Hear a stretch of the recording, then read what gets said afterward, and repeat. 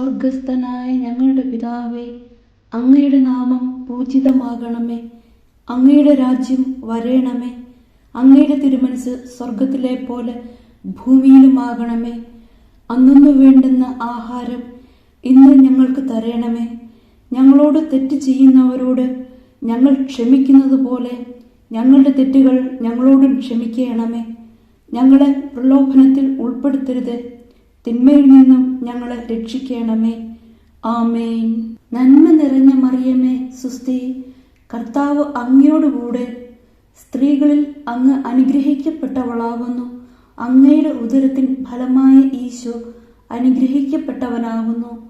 പരിശുദ്ധ മറിയമേ, തമ്പുരാന്റെ അമ്മേ, പാപികളായ ഞങ്ങൾക്ക് വേണ്ടി ഇപ്പോഴും ഞങ്ങളുടെ മരണസമയത്തും തമ്പുരാനോട് അപേക്ഷിക്കണമേ. ആമേൻ.